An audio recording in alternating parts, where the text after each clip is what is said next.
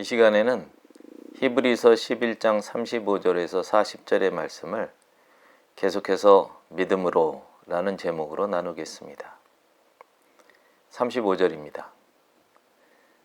여자들은 자기의 죽은 자들을 부활로 받아들이기도 하며 또 어떤 이들은 더 좋은 부활을 얻고자 하여 심한 고문을 받되 구차히 풀려나기를 원하지 아니하였으며. 본문은 믿음으로 행한 사람들과 그들의 행위를 계속해서 다룹니다. 35절은 믿음과 부활에 관한 두 가지 사례를 듭니다. 전반부에는 믿음과 현세적이고 일시적인 부활을, 그리고 후반부에는 믿음과 내세적이며 영원한 부활을 말하고 있습니다. 먼저 현세적이며 일시적인 부활에 관한 내용입니다. 두 여인이 부활을 통해 죽었던 아들을 기적적으로 돌려받게 됩니다. 한 여인은 선지자 엘리야와 관련이 있습니다. 엘리야가 아합 왕을 피해 이스라엘 북쪽으로 도망하는 일이 일어납니다. 그는 이방 땅 시돈에 이르러 사르밧이라는 곳에 사는 한 과부의 집에 머물게 됩니다. 과부에게는 한 아들이 있었지요. 그 아들이 병들어서 증세가 심히 위중하더니 숨이 끊어집니다. 과부는 아들의 죽음으로 엘리야를 원망합니다. 엘리야는 하나님께 과부의 아들을 살아나게 해달라고 간구합니다. 하나님의 은혜로 과부의 아들이 살아나고 엘리야는 그 아들을 과부의 품에 안겨줍니다. 이 기적은 열왕기상 17장 17절에서 24절에 나옵니다. 또 다른 한 여인은 엘리야의 제자 엘리사 선지자와 관련이 있습니다. 열왕기하 4장 14절에서 37절에 나오는 이사갈 지파의 땅 수넴에 사는 노 부부와 엘리사 선지자와의 유명한 일화입니다. 생면부지의 엘리사 선지자를 반갑게 맞이한 노 부부는 엘리사의 예언을 통해 생각지도 않던 아들을 얻게 됩니다. 그런데 이 귀한 아들이 다 자라지도 않아서 어렸을 때 갑자기 죽습니다. 노 부인이 엘리사가 있는 갈멜산으로 찾아가 원망하며 아들의 죽음을 알립니다. 노부인의 하소연에 엘리사는 노부인의 집으로 갔고 하나님께 기도해 그 어린 아들을 살립니다. 노부인이 기적적으로 아들을 돌려받습니다. 이 두 이야기에서 과부와 노부인의 믿음에 관한 언급은 없습니다. 그러나 그 대신에 두 선지자의 간절한 믿음의 기도가 있습니다. 이제 내세적이며 영원한 부활에 관련된 내용입니다. 35절 후반부를 다시 한번 보겠습니다. 또 어떤 이들은 더 좋은 부활을 얻고자 하여 심한 고문을 받되 구차히 풀려나기를 원하지 아니하였으며. 본문은 여기에서 언급하는 부활을 앞서 언급한 여인들이 얻은 부활보다 더 좋은 것이라고 말합니다. 본문에 그 근거가 나타나 있습니다. 죽을지 뻔히 아는 당사자들이 구속, 다시 말해서 풀려나는 것을 거부했다는 것입니다. 고문을 받고 기꺼이 죽기로 작정했다는 것이지요. 죽으면서까지 얻으려 했으니 그만큼 더 좋은 것이 아니겠냐는 논리입니다. 이와 관련된 사건으로 7 형제의 순교 사건이 있습니다. 이 사건은 천주교에서 사용하는 성경 중에 마카베오 하 7장에 나옵니다. 천주교에서 사용하는 성경에는 우리가 사용하는 성경과는 달리 위경이라 불리는 책들이 추가되어 있습니다. 마카베오 하는 이 책들 중 하나입니다. 우리 개신교에서는 마카베오를 마카비라고 표기합니다. 말라기 선지자로부터 세례 요한에 이르기까지 약 400년 동안 선지자의 활동이 없던 기간을 침묵기라고 합니다. 이 400년 동안 이스라엘은 바사제국, 마케도니아, 이집트, 로마 등 여러 나라의 지배를 받습니다. 마카비 상하서에서 제목인 마카비란 이 시대에 이스라엘의 독립운동을 주도한 가문의 이름입니다. 본문에 나오는 고문을 당하다는 말은 북을 치다, 팀파눔으로 고문하다는 뜻을 가지고 있습니다. 이 말의 어원은 다음과 같이 사람을 고문하는 모습에서 왔습니다. 먼저 사람을 북처럼 생긴 기구 위에 뉘어 고정시킵니다. 그런 다음에 쇠창살로 어깨와 팔, 엉덩이, 다리 등의 관절을 찔러서 탈골시킵니다.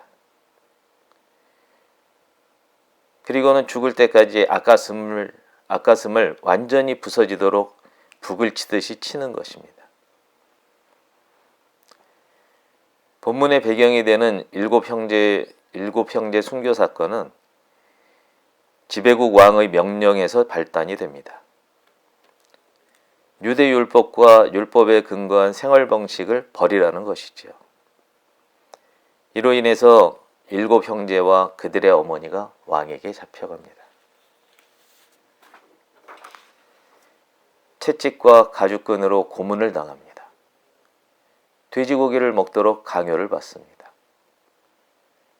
그러나 그들은 그 강요를 완강히 거부하고 하나씩 차례로 죽어갑니다. 왕은 나머지 가족이 지켜보는 가운데 한 사람씩 차례대로 처형합니다. 혀를 자르고 머리 가죽을 벗기고 사지를 절단하고 불에 달군 솥에 넣게 합니다. 이렇게 일곱 아들과 어머니까지 모두 순교합니다. 이 광경은 사람이 감당할 만한 그런 상황이 아닙니다. 고백하건대 제게는 이런 고난을 감당할 믿음이 없습니다. 그러나 하나님은 신실하십니다. 하나님은 우리가 감당할 수 있는 능력 이상으로 시련을 겪는 것을 허락하지 않으십니다. 하나님은 시련과 함께 그것을 벗어날 길도 마련해 주십니다. 하나님은 우리가 어떤 시련도 견뎌내게 해주시는 그런 분임을 믿습니다. 36절입니다. 또 어떤 이들은 조롱과 채찍질뿐 아니라 결박과 옥에 갇히는 시련도 받았으며, 이 본문은 예레미야 선지자를 상기시킵니다. 예레미야는 예루살렘이 함락되기까지 40년 동안 다섯 왕의 치하에서 선지자로 활동합니다. 그야말로 파란만장한 경력의 소유자입니다. 그가 겪은 일을 다 말하자면 시간이 한참 모자랍니다. 본문에 나오는 단어들, 조롱들과 채찍질들과 결박들과 감금의 시련들, 이것이 그의 삶을 대변하고 있습니다. 그러나 그는 선지자로서의 역할을 끝까지 수행합니다. 37절입니다. 돌로 치는 것과 톱으로 켜는 것과 시험과 칼로 죽임을 당하고 양과 염소의 가죽을 입고 유리하며 궁핍과 환난과 학대를 받았으니, 돌로 치는 것은 돌에 맞아 죽는 것을 말합니다. 돌에 맞아 순교한 대표적인 구약의 인물은 제사장 여호야다의 아들이던 선지자 스가랴입니다. 역대하 24장 20절에서 22절을 보면 그는 유다왕 요아스 때에 왕국에 만연한 배교를 하나님의 이름으로 책망합니다. 그리고 이 일 때문에 왕의 명령으로 성전 뜰 안에서 돌에 맞아 죽습니다. 톱으로 켜는 것은 톱에 잘려 죽는 것을 말합니다. 선지자 이사야의 죽음을 떠올리게 합니다. 전승되는 이야기로는 속이 빈 나무 속에 그를 집어넣고 톱으로 썰어서 죽였다고 합니다. 이 일은 유다의 가장 극악무도한 왕 므낫세의 명령에 따른 것이었습니다. 시험과 칼로 죽임을 당했다는 것은 시험을 당해 칼로 도살되듯이 죽었다는 뜻입니다. 이스라엘의 첫 번째 왕 사울 때의 일입니다. 다윗이 사울 왕을 피해 도망하는 일이 발생합니다. 도망 중인 다윗이 이 사실을 모르는 제사장 아히멜렉에게 들러 먹을 것을 구합니다. 아히멜렉이 하나님께 묻고 다윗에게 먹을 것과 칼을 줍니다. 다윗을 추격하던 사울이 아히멜렉에게 들른 다윗에 대한 제보를 받습니다. 사울이 다그치자 제사장 아히멜렉은 그 사실을 숨김없이 왕에게 고합니다. 또한 자신과 함께하는 무리의 무죄함을 간곡히 진언합니다. 그러나 사울왕은 제사장 아히멜렉과 그와 함께 있던 제사장들과 그들이 거주하던 성읍에 살아있는 모든 생명을 칼로 진멸했습니다. 이 내용은 사무엘상 22장에 나옵니다. 양과 염소 가죽을 입고 유리한다는 것은 머리 둘 곳 없이 남루하게 떠돈다는 의미입니다. 선지자 엘리야와 그의 제자 엘리사가 그랬고 마카비 시대의 참 성도들이 그랬고 마지막 선지자 세례 요한이 그랬습니다. 이들은 늘 부족함에 놓여 있었고 사회로부터의 억압에 방치되었고 괴롭힘에 노출되어 있었습니다. 그러나 진정으로는 의에 줄이고 목이 말랐습니다. 그래서 자신을 부족함과 억압과 괴롭힘에 던져버린 것입니다. 38절입니다. 이런 사람은 세상이 감당하지 못하느니라. 그들이 광야와 산과 동굴과 토굴에 유리하였느니라. 이런 사람은 세상이 감당하지 못한다는 말은 실상 이와 같은 세상이 그들에게 아무런 가치가 없었다거나 그들이 이와 같은 세상에 가치를 두지 않았다는 표현입니다. 그들은 세상을 등지고 광야에, 산에, 동굴에, 그리고 땅굴에 살았습니다. 39절입니다. 이 사람들은 다 믿음으로 말미암아 증거를 받았으나 약속된 것을 받지 못하였으니. 이 말씀은 믿음이 입증된 그들이 자기 자신을 위해 그 약속을 취하려고 하지 않았다는 말입니다.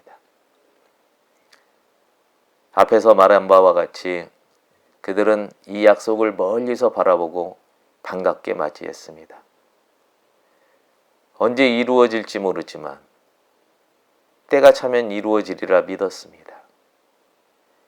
결코 소망을 버리지 않고 묵묵히 살아갔다는 뜻입니다. 이제 11장의 마지막 말씀인 40절입니다. 이는 하나님이 우리를 위하여 더 좋은 것을 예비하셨은즉 우리가 아니면 그들로 온전함을 이루지 못하게 하려 하심이라.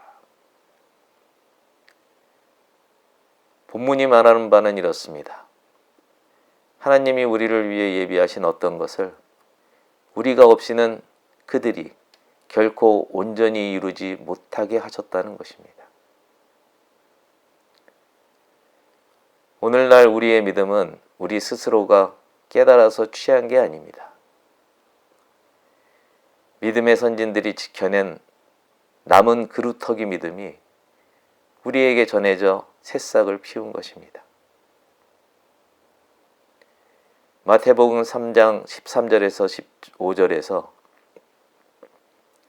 예수님이 요한에게 세례를 받고자 갈릴리에서 요단강으로 오십니다. 그러자 요한이 말하기를 내가 당신에게서 세례를 받아야 할 터인데 당신이 내게로 오십니까? 예수님이 대답하십니다. 이제 허락하라. 우리가 이와 같이 하여 모든 의를 이루는 것이 합당하다. 구약이 없이 신약이 존재할 수 없고 신약이 없이 구약이 존재할 수 없습니다. 아브라함이 없이 우리가 있을 수 없고 우리가 없이 아브라함이 있을 수 없는 것입니다. 둘이 하나입니다. 우리에게는 옛 것과 새 것이 모두 필요합니다. 옛 것은 교훈으로서, 새 것은 삶으로서 말입니다. 우리는 약속을 받았습니까? 약속을 받은 사람은 오직 한 분 예수님 뿐입니다. 그분은 또한 약속 그 자체입니다. 우리는 예수님을 통해서만 그 약속 안에 들어갈 수 있습니다. 믿음은 이 사실을 전하는 것입니다. 그렇게 해서 영원하신 하나님 안에서 믿음의 선진들과 우리, 그리고 우리의 후대 모두가 영원히 사는 것입니다. 우리는 멀리서 그러나 또한 가까이서 약속의 본체인 예수님을 바라봅니다. 예수님은 하늘 보좌에 계시지만 또한 성령으로 우리와 함께 하십니다. 그 예수님이 자신에게 힐끗 단 한 번의 눈길이라도 주기를 기다리십니다. 그리하면 그분이 계신 곳에 우리도 있게 하겠다고 하십니다. 그분은 사랑이십니다. 우리를 항상 우선하십니다. 우리를 만드셨듯이 마지막까지 우리를 책임지려 하십니다. 7번씩 70번을 쓰러지더라도 포기하지 말고 그분께 용기 내어 다가가는 여러분과 내가 되기를 주님의 이름으로 축복합니다.